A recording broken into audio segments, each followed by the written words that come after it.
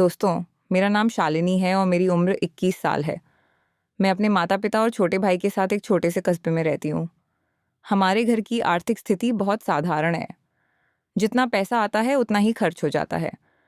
मैंने अपनी पढ़ाई पूरी करने के बाद एक छोटी-सी किताबों की दुकान पर नौकरी शुरू की ताकि घर की कुछ मदद कर सकूँ। लेकिन मेरी माँ हमेशा मेरी शादी को लेकर चिंतित रहती थी। वे कहती थी, "बेटी, जब तेरी शादी होगी तो हम तेरा सामान कैसे जुटाएँगे? तुझे कैसे विदा करेंगे?" यह सुनकर मैं हमेशा कोशिश करती थी कि कुछ ना कुछ बचत कर लूँ।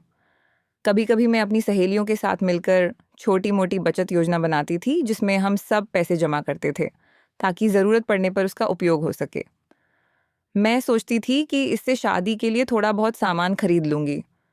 लेकिन पिताजी की कमाई की वजह से यह आसान नहीं था। फिर 2 साल तक नौकरी करने के बाद भी मैं ज़्यादा कुछ नहीं जमा कर पाई थी, क्योंकि कमाई आती थी और खर्च में चली जाती थी। इसी दौरान मेरे लिए शादी के प्रस्ताव आने शुरू हो गए। पिताजी बहुत परेशान थे कि मेरी शादी का इंतज़ाम कैसे करेंगे। क्योंकि हमारे पास अपनी ज़रूरतों के लिए भी पूरा पैसा नहीं था। माँ कहती थी, जब कोई अच्छा लड़का मिलेगा तो भगवान कोई ना कोई रास्ता बना देगा। हम भी जैसे-तैसे कर लेंगे, जैसा बाकी लोग करते हैं। लोग अक्सर कर्ज लेकर या बचत योजनाओं में पैसे डालकर शादी का सामान जुटाते थे। माँ भी ऐसा ही सोच रही थी। लेकिन अभी तक कोई बढ़िया रिश्ता नहीं आया था। मुझे शादी की कोई जल्दी नहीं थी। पिताजी खुद ही रिश्ते देखते थे। अगर कोई लड़का बुरी आदतों वाला होता, जैसे शराब पीता हो, तो वे फौरन मना कर देते थे। कुछ ठीक-ठाक रिश्ते आए भी, लेकिन उनकी माली हालत हमसे बेहतर नहीं थी। इसलिए पिताजी ने उन्हें भी ठुकरा दिया। फिर एक दिन ऐसा प्रस्ताव आया जिसे देखकर पिताजी बहुत खुश हुए। वह लड़का, जिसका नाम अर्जुन था, जवान और हृष्ट-पुष्ट था। वह अच्छी कमाई करता था, मेहनती था और सबसे अच्छी बात, उसे कोई बुरी लत नहीं थी। नशे की तो बात ही छोड़ दो। जब पिताजी ने उसके बारे में पता किया तो मालूम हुआ कि उसका परिवार बहुत सम्मानित और संस्कारी है। वह शादी के लिए पूरी तरह तैयार था। तब पिताजी ने मुझसे कहा, "बेटी, यह रिश्ता बहुत अच्छा है, इसे मना मत करना।" मैंने पिताजी से पूछा, "लेकिन पिताजी, हम अभी शादी के लिए तैयार नहीं हैं। सामान और खर्च का क्या होगा?" इस पर पिताजी बोले, "बेटी, मुझे पता है हमारे पास ज़्यादा कुछ नहीं है, लेकिन मैं तुझे एक अच्छे इंसान के साथ देखना चाहता हूँ। ये लड़का बढ़िया है, इसकी अपनी कमाई है, अपना मकान है, ये तो अभी शादी करने को तैयार है।" तब अर्जुन के घर वाले हमारे घर के आंगन में बैठे थे।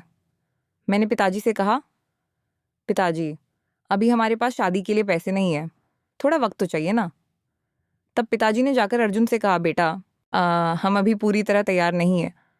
हम चाहते हैं कि पहले सगाई हो जाए और फिर 1 डेढ़ साल बाद शादी करें, ताकि हम कुछ इंतज़ाम कर सकें।" जब अर्जुन ने सुना कि पिताजी इतना लंबा इंतज़ार चाहते हैं, तो उसने तुरंत मना कर दिया। उसने कहा, "अंकल, मैं इतना इंतज़ार नहीं कर सकता। मैं ज़्यादा से ज़्यादा 6 महीने रुक सकता हूँ, लेकिन इससे ज़्यादा नहीं। मुझे जल्द से जल्द शादी करनी है।" पिताजी को यह समय कम लगा, लेकिन तभी माँ ने बीच में आकर हाँ कर दी। लड़के वालों ने कहा, "देखिए, आपको बस ज़रूरी चीज़ें ही लेनी होंगी। ज़्यादा दिखावे की ज़रूरत नहीं है माँ को।" उनका यह तरीका पसंद आया और फिर पिताजी ने भी सहमति दे दी। उसी दिन हमारी सगाई हो गई। सगाई के बाद अर्जुन ने माँ से कहा, "आप शादी के सामान और कपड़ों की चिंता ना, मैं शालिनी के लिए कपड़े खुद लाऊंगा। ये मेरा उसे तोहफा होगा।" माँ ये सुनकर बहुत खुश हुई। फिर उसके घर वाले चले गए। माँ ने मुझसे कहा, बेटी, यह लड़का और उसका परिवार बहुत अच्छा है। हम किसी भी तरह इंतज़ाम कर लेंगे, लेकिन तेरी शादी इसी से होगी।" इसके बाद माँ ने रिश्तेदारों और दोस्तों से मदद मांगी। कुछ ने कहा कि सामान किश्तों पर ले लो, कुछ ने बचत योजना का सुझाव दिया, लेकिन किश्तों में ब्याज ज़्यादा लगता था। फिर लोगों की मदद और एक बड़ी बचत योजना में पैसे डालकर कुछ ज़रूरी सामान जुटा लिया गया। मेरा मंगेतर अर्जुन मेरे लिए अक्सर तोहफे लाता था, कभी अच्छे और महंगे कपड़े, कभी घर में पहनने वाली ड्रेस, यहाँ तक कि रात के कपड़े भी। लेकिन कुछ तोहफे बड़े अजीब थे। एक दिन वह मेरे लिए अंडरगारमेंट्स ले आया। फिर एक बार गांव की औरतों जैसा फूलों वाला पारदर्शी गाउन, कभी चटकीले रंग का शॉल, तो कभी जालीदार कुर्ता। एक बार तो उसने नाचने वाली लड़कियों जैसी छोटी स्कर्ट और टॉप ला दिया। मैंने उससे पूछा, ये सब क्या है? मैं तो ऐसे कपड़े नहीं पहनती। तो वो बोला, "हर चीज़ का समय होता है, तुम्हें सब समझ आ जाएगा।" माँ कहती थी, "बेटी, ये तुझसे प्यार करता है और तेरा ध्यान रखता है। ऐसी किस्मत हर किसी को नहीं मिलती। मैं माँ से इन अजीब कपड़ों की बात नहीं कहती थी। फिर ऐसे ही 6 महीने बीत गए, पता ही नहीं चला। लेकिन अर्जुन के लिए ये 6 महीने 6 साल जैसे थे। वह मुझसे कहता, अगर तुम मुझे पसंद ना होती तो मैं अब तक किसी और से शादी कर लेता, लेकिन मुझे तुम अच्छी लगती हो और तुम्हारा परिवार भी। फिर शादी का दिन आ गया। शादी से एक दिन पहले माँ मेरे पास आई और बोली, बेटी, शादी कोई छोटी बात नहीं है। अब तू जिम्मेदार बन जाएगी। अपने पति को हमेशा खुश रखना, उसकी हर बात मानना, उसे कभी नाराज मत करना। फिर उन्होंने कुछ अटपटी बातें कही जो मुझे समझ नहीं आई। मैंने कभी किसी लड़के से गहरी बात तक नहीं की थी। ना मुझे कोई अनुभव था, ना कोई जानकारी। आगे क्या होगा ये सोचकर मैं डर रही थी। मुझे शादी के बारे में कुछ भी पता नहीं था। ना कभी किसी शादीशुदा औरत से बात सुनी थी, ना कोई अनुभव था।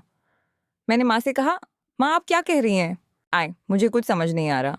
माँ बोली, बेटी, तेरा पति समझदार और सुलझा हुआ है। वह तुझे सब सिखा देगा। बस इतना ध्यान रखना कि वह पूरी तरह ठीक हो और अपने आप तेरे पास आए, किसी गलत चीज का सहारा ना ले। फिर शादी का दिन आया। सारी रस्में जैसे हल्दी और मेहंदी अच्छे से हो गई। माँ पिताजी बहुत खुश थे क्योंकि ये घर की पहली शादी थी। हम सबके चेहरे पर मुस्कान थी। फिर शादी की सारी रस्में पूरी हुई और मैं अर्जुन के साथ उसके घर चली गई।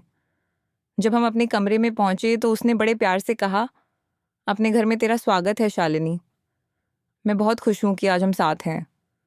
मैंने मुस्कुराकर कहा, मैं भी खुश हूं। फिर उसने कहा, मैं चाहता हूं कि आज की रात तू मेरे लिए पूरी तरह तैयार हो।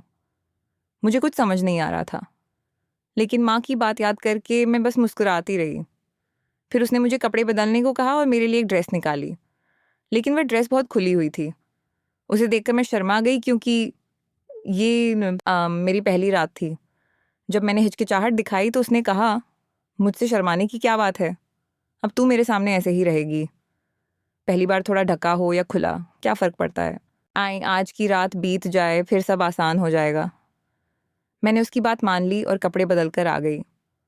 मैं बहुत घबरा रही थी, इसलिए मैंने बहाना बनाया कि मुझे भूख लगी है। हमने थोड़ा खाना खाया। फिर वह मुझे कमरे में ले गया और जो होना था वह शुरू हो गया। लेकिन उस रात जो मैंने देखा उसने मुझे हैरान कर दिया। अर्जुन जब कपड़े उतार कर सामने आया तो वह बिल्कुल अलग लग रहा था। उसका शरीर मांसपेशियों से भरा था, जैसे कोई पहलवान हो। जब उसने मुझे छुआ तो उसकी पकड़ बहुत सख्त थी। मेरे लिए सब कुछ नया था, लेकिन वह बहुत तेज और आक्रामक था, जैसे कोई जंग लड़ रहा हो। मुझे समझ नहीं आया कि यह सही है या गलत। उसने मुझे खिलौने की तरह इस्तेमाल किया। एक बार ख़त्म करने के बाद वो बाथरूम गया, फिर लौटा और फिर से शुरू हो गया। मैं बार बार कहती रही, अर्जुन धीरे करो, हमारी शादी अभी हुई है, मैं इसके लिए तैयार नहीं हूँ। लेकिन वह हंसकर बोला, शादी का असली मज़ा तो यही है। पूरी रात वह रुका ही नहीं। मैं थक कर टूट गई थी। ना बोल पा रही थी, ना समझ पा रही थी। बस चुपचाप सहती रही। अगले दिन दोपहर को माँ का फ़ोन आया। मेरी आवाज़ सुनकर उन्होंने पूछा, बेटी तो ठीक है ना? सब अच्छा है। मैंने धीरे से कहा, हाँ माँ, सब ठीक है, लेकिन मैं बहुत थकी हुई हूँ। क्यों? क्या हुआ? माँ ने चिंता से पूछा। वे बस अर्जुन के बारे में जानना चाहती थी, लेकिन मेरे मन में बहुत कुछ चल रहा था जो मैं उन्हें बता नहीं सकती थी। कुछ दिन बाद जब मैं माँ से मिली तो मैंने सब कुछ खुलकर बताया। मैंने कहा, माँ मैं बहुत थक जाती हूँ, ये सब मेरे लिए बहुत मुश्किल है। मैंने उन्हें सारी बातें बताई। माँ ने हंसते हुए कहा, अरे बेवकूफ़, इसमें परेशान होने की क्या बात है? तेरा पति ताकतवर है, मर्दाना है, यही तो हर औरत चाहती है। तू क्या चाहती है, कोई कमज़ोर आदमी जो कुछ ना कर सके? फिर उन्होंने समझाया, शादी की पहली रात ऐसी ही होती है। शुरू में सब थोड़ा ज़्यादा जोश में रहते हैं। एक हफ्ते में सब सामान्य हो जाएगा। फिर तू खुद चाहेगी कि वह तुझे प्यार करे, लेकिन तब उसे काम से वक्त नहीं मिलेगा। अभी वह जवान है, इसलिए ऐसा है। चिंता मत कर। मैंने कहा, लेकिन माँ वो बहुत ज़ोर लगाता है, बहुत ज़बरदस्ती करता है। माँ ने सलाह दी, उसे प्यार से समझा कि तुझे थोड़ा आराम चाहिए, उसे अपना तरीका बदलने को कह। मैंने माँ की बात मान ली और सोचा कि अर्जुन शायद मान जाएगा, लेकिन कुछ भी नहीं बदला। मैंने कई बार कोशिश की कि उसे हल्के से समझाऊं कि वह प्यार से और धीरे व्यवहार करे, लेकिन वह हर बार अपनी ताकत दिखाता। मैं कमज़ोर थी और वह पहलवान जैसा मजबूत। धीरे धीरे मुझे लगा कि यह शादी मेरे लिए बोझ बन गई है। इसमें ना प्यार था, ना कोई अच्छा एहसास, बस दर्द ही दर्द था। मुझे कोई खुशी नहीं मिल रही थी। जब मैंने अर्जुन से साफ कहा, मैं चाहती हूँ कि तुम मुझे प्यार से संभालो, इसे इतनी ताकत से नहीं, तो उसने जवाब दिया, लेकिन मज़ा तो इसी में है, यही सच्चा प्यार है। मैंने कहा, मुझे ऐसा मज़ा नहीं चाहिए, मुझे तुम्हारा नरम और प्यार भरा रवैया चाहिए। वो बोला, ठीक है, मैं कोशिश करूँगा। लेकिन फिर भी कुछ नहीं बदला। एक दिन उसने मुझे सिर्फ कमर का पट्टा पहनने को कहा, बिना कपड़ों के। मैं हैरान होकर बोली, ये क्यों? उसने कहा, मुझे इससे बहुत अच्छा लगता है। मैंने पूछा, कैसा अच्छा? तब मुझे लगा कि वह कुछ ज़्यादा ही अजीब है।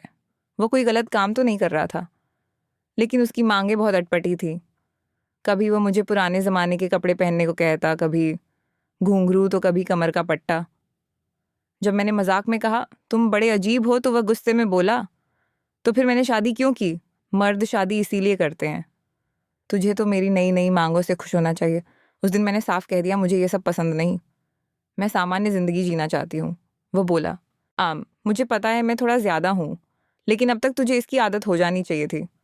जब मैंने कहा कि माँ ने बताया था कि यह सब शुरू में होता है, फिर कम हो जाता है, तो वह गुस्से से बोला, अपनी माँ की बातें भूल जा, ये मेरा तरीका है। फिर उसने कुछ ऐसा किया जिससे मैं डर गई। उसने एक कांच का गिलास उठाया और उसे चबाने लगा। फिर बोला, तूने टीवी पर देखा होगा, कुछ लोग कांच खाते हैं, पत्थर तोड़ते हैं, गाड़ियाँ खींचते हैं। मैंने कहा, हाँ देखा है। वह बोला, मुझे भी ऐसी ताकत है, लेकिन मैं इसे सबके सामने नहीं दिखाता, ना ही किसी शो में जाना चाहता हूँ।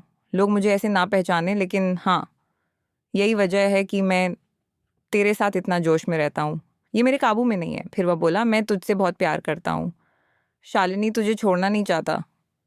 मेरी बात समझ उसके शब्दों ने मुझे सोच में डाल दिया।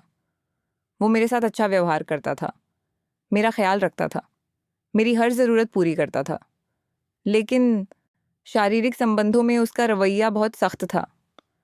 मैं इसे बर्दाश्त नहीं कर पा रही थी। मैं इतनी परेशान हो गई थी कि मैंने सोचा, अगर उसके लिए दूसरी बीवी ढूंढ दूं तो शायद वह मुझसे कम उम्मीद रखे। मेरी एक दोस्त थी, नेहा, जो मुझसे 6 साल बड़ी थी और विधवा थी। उसके पति की सड़क हादसे में मौत हो गई थी। वह अकेली रहती थी और उसकी दूसरी शादी के लिए कोई रिश्ता नहीं आ रहा था। नेहा मुझसे अक्सर मिलती थी और मेरे हाल पूछती थी। मेरी शादी के बाद भी हमारा संपर्क था। एक दिन मैंने उसे फ़ोन किया और अपनी परेशानी बताई। उसने कहा, तू खुशकिस्मत है कि तेरा पति इतना ताकतवर है। कई औरतों को ऐसे पति मिलते हैं जो इन सब में रुचि ही नहीं रखते। मैंने कहा, लेकिन मैं इसे सहन नहीं कर सकती। उसने कहा, शायद कुछ वक्त बाद वह बदल जाए। मैंने कहा, माँ ने भी यही कहा था, लेकिन जब मैंने अर्जुन से कहा तो उसने साफ मना कर दिया। जब मैंने उसे अर्जुन की अजीब ताकत के बारे में बताया तो वह हंसने लगी और बोली, ये तो बड़ा दिलचस्प इंसान है। मैं उसकी बातों को आधा गंभीरता से लेती थी, आधा मजाक में सहती थी। फिर मैंने उसे घर आने को कहा ताकि वह अर्जुन को देख ले। पहले उसने मना किया क्योंकि वह विधवा थी और उसे अजीब लग रहा था, लेकिन मैंने समझाया कि अर्जुन दिन भर काम पर रहता है तो कोई दिक्कत नहीं होगी। तब वह मान गई। कुछ दिन बाद वह मेरे घर आई। मैंने उसे अपनी परेशानी और अर्जुन के अजीब व्यवहार के बारे में विस्तार से बताया। उसने फिर वही कहा, कम से कम तेरा पति ताकतवर तो है, कुछ को तो ऐसे पति मिलते हैं जो कुछ कर ही ना सके। मैंने कहा, लेकिन मेरे लिए यह बहुत मुश्किल है। कुछ दिनों बाद मैंने उसे फिर बुलाया।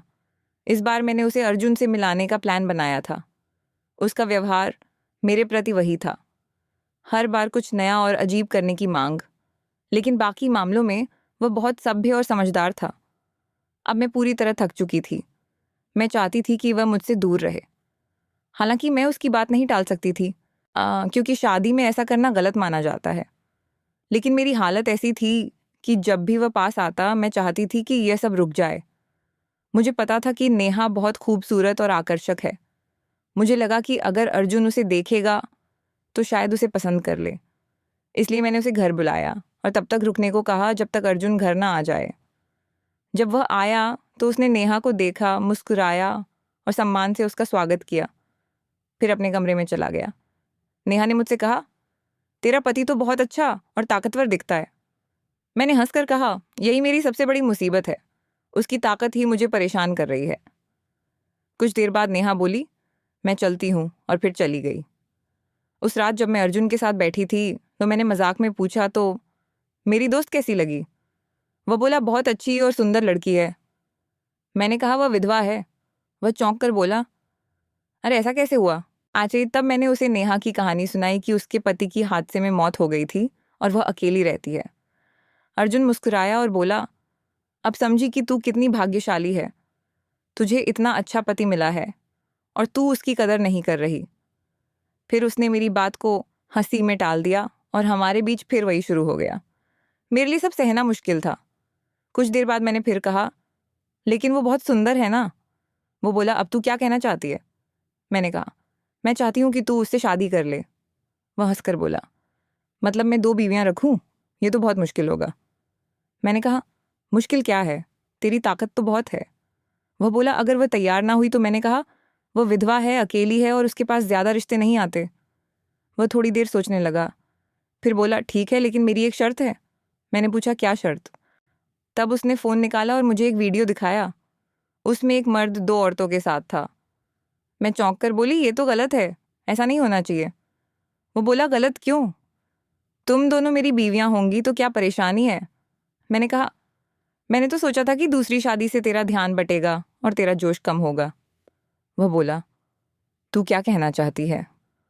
मुझे डर लगा कि कहीं वह मेरी असली मंशा ना समझ ले, इसलिए मैंने मुस्कुराकर कहा, कुछ नहीं। दरअसल मैं चाहती थी कि नेहा मेरी जगह ले ले और मुझ पर से ये बोझ हट जाए। लेकिन अब बात